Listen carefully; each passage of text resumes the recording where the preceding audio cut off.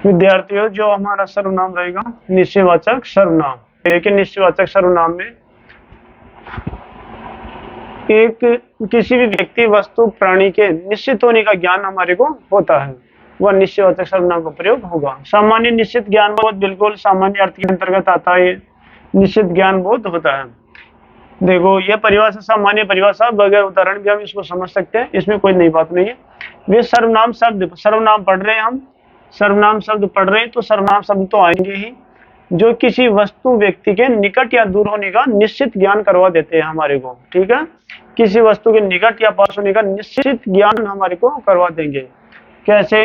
वे जा रहे हैं, वे जा रहे हैं। देखो, ये वे शब्द, 2 4 5 लोग एक साथ जा रहे हैं तो हम ये कहेंगे ना, वे जा रहे हैं। विद्यार्थियों, यहाँ पर आप ध्यान रखोगे, हम ऐसा नहीं कहेंगे वे लोग जा रहे हैं या वे बच्चे जा रहे हैं, हम ऐसा नहीं कहेंगे। अगर हम ऐसा कह देंगे तो वो तो फिर संकेतवाचक विशेषण में चला जाएगा, क्योंकि वहां पर लोग और बच्चे शब्द विशेषण के तौर पर प्रयुक्त होते हैं, वो संज्ञा के तौर पर, और उनसे पहले विशेषण आ जाता है, इसलिए उसमें नहीं जाना हमारे को। हमें तो सिर्फ इतना ही, वे जा रहे हैं। अब वे, ये कोई तो जा रहा होगा भाई, कोई आदमी जा रहे होंगे, कोई बच्चे जा रहे होंगे या अन्य कोई जा रहा होगा, तो वो सब क्या है, उनका कोई नाम पता ठिकाना है, तो ये सब क्या है, संज्ञा शब्द हैं। ये वे शब्द संज्ञा के बदले ही आया है, संज्ञा के बदले प्रयुक्त होने वाले शब्द ही तो सर्वनाम कहलाते हैं। तो हमारे पास ये वे शब्द जो क्या है, निश्चयवाचक सर्वनाम है, वो हमें निश्चित किसी वस्तु, व्यक्ति, प्राणी की ओर संकेत करवा रहा है। अब ये जा रहे हैं तो कोई बच्चे, कोई लोग, कोई और जो प्राणी है वो जा रहे होंगे यहाँ पर। ये दूसरा उदाहरण, ये ठीक है, किसी वस्तु के लिए कहा गया होगा कि ये चीज ठीक है, लेकिन हम कोई वस्तु, चीज नहीं बोल सकते, बस यही हमारी मजबूरी है यहाँ पर। यह ठीक है, जैसे किताबें देखी हमने, हमें एक किताब उसमें से पसंद आ गई, ठीक लगी, तो हम यही कहेंगे ना, ये ठीक रहेगी। तो यह शब्द उस किताब की ओर संकेत करता है, और वो उस किताब का कोई नाम होगा, किसी विषय की होगी वो किताब, तो यह शब्द वो पास के लिए है और वे शब्द दूर के लिए है, फर्क यही है। लेकिन ये किसी संज्ञा का आभास हमारे को करवा रहे हैं, उस संज्ञा के बदले ही ये शब्द प्रयोग किए गए हैं। वह तो रमा है, वह तो रमा है। अब रमा की ओर संकेत किया गया, लेकिन रमा शब्द को इस वह के तुरंत ही हम आगे नहीं लिखे हैं, यहाँ पर लिखा गया, और तो यहाँ पर इस तो का जो ये जोर पड़ रहा है तो इसके बाद प्रयुक्त हुआ है ये, है ना। तो यहाँ पर वह शब्द थोड़ी दूर होगी, रमा दिख रही होगी, उसके लिए बोलोगे वह तो रमा है। अब वह शब्द भी इस रमा के लिए आया है यहाँ पर, तो ये सर्वनाम शब्द। वे अच्छे हैं, अब कोई होगा अच्छे, कोई वकील, कोई इंजीनियरिंग, कोई डॉक्टर या कोई आदमी, उसके लिए कहा गया होगा वे अच्छे हैं, बस संकेत ही तो करते हैं हमें कि वो वे अच्छे हैं, बस संकेत। अब वे के पीछे भी किसी का नाम, कोई व्यक्ति, कोई तो छुपा हुआ है, और वो कोई भी जो छुपा हुआ है वही तो क्या होती है, संज्ञा शब्द होते हैं, और संज्ञा शब्द के स्थान पर काम आने वाले शब्द सर्वनाम कहलाते हैं। तो ये यहाँ पर हमारे को संकेत देकर बता रहा है, ये सब संकेत कर रहे हैं, ये चारों के चारों जो हमारे पास यहाँ प्रयुक्त हुए हैं, ये हमें संकेत करके बता रहे हैं यहाँ पर कि कोई चीज निश्चित है, उसमें हमारे को शक और भ्रम जैसी कोई स्थिति नहीं है।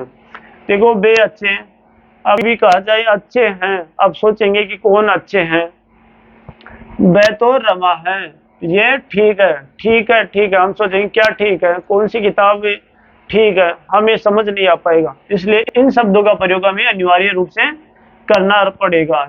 हम बोलेंगे जा रहे हैं, हम सोचेंगे कौन जा रहे हैं, तो फिर हमारा ध्यान वहां पर भ्रमित हो जाएगा, इसलिए पहले स्पष्ट कर दिया गया निश्चित वे जा रहे हैं, हाथ से इशारा भी कर दिया गया होगा और बोल भी दिया गया होगा कि वे जा रहे हैं, इसीलिए तो इनमें निश्चित होने का पूर्ण भाव है, इसीलिए इनको निश्चयवाचक सर्वनाम कहेंगे।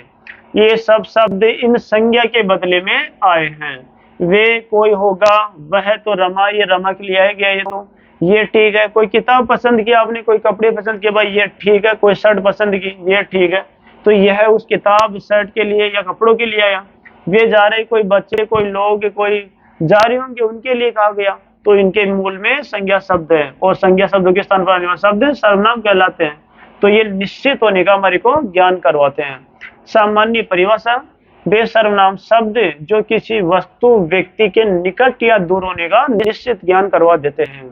वे सर्वनाम शब्द जो किसी व्यक्ति या वस्तु के निकट या दूर होने का एक निश्चित ज्ञान हमारे को करवा देते हैं। बिल्कुल निश्चित, वही क्या कहलाएंगे, संकेत करके करवा देते हैं। तो वही क्या कहलाएंगे, निश्चयवाचक सर्वनाम। देखो एक थोड़ी सी ध्यान देने की बात यहाँ पर यह है, बस विद्यार्थियों कुछ भी नहीं है। इन शब्दों के आगे संज्ञा या सर्वनाम शब्द आ जाए तो संकेतवाचक विशेषण बन जाएगा। बिल्कुल मैंने आपको पहले बता दिया था, पहले उदाहरण में ये बात बोल दी है। बे बच्चे जा रहे हैं, अगर मैं इसको ऐसा लिख दूंगा तो बे बच्चे जा रहे हैं। तो ये देखो, ये उदाहरण लिख रखा है यहाँ पर, बे बच्चे खेल रहे हैं।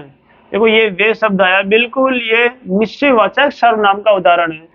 इसके आगे बच्चे शब्द, ये बच्चे, देखो ये वे शब्द किसकी विशेषता बता रहा, इन बच्चों की। कौन सी बच्चे हैं कि वे, हम इशारा करके बता देंगे बच्चे। तो संज्ञा और सर्वनाम शब्द की विशेषता बताने वाले शब्द तो विशेषण कहलाते हैं फिर।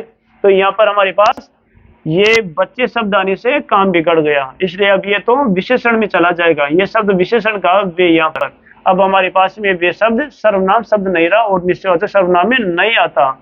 इसलिए तो यहाँ पर ये लिखा, वे जा रहे हैं, ये ठीक है। वे तो रमा, वे अच्छे हैं या वे बुरे हैं, ये शब्द यहाँ पर प्रयोग किए गए। बस इतना सी ध्यान रखना, कोई संज्ञा शब्द यहाँ पर नहीं आए। जैसे इनका अपन दूसरा भी उदाहरण ले सकते हैं, और भी, जैसे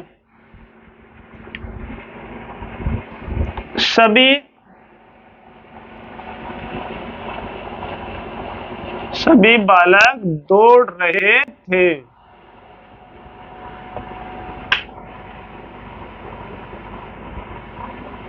दौड़ रहे थे, अब ये बालकों की ओर इशारा किया गया है, सभी यहाँ पर। इसलिए हमारे पास ये विशेषण शब्दों के उदाहरण है। अगर बालक नहीं आए, सभी दौड़ रहे हैं, तो ठीक है, सभी के लिए हमारी को बताया गया कि निश्चित सभी दौड़ रहे हैं। इस प्रकार से हमारा निश्चयवाचक सर्वनाम होता है।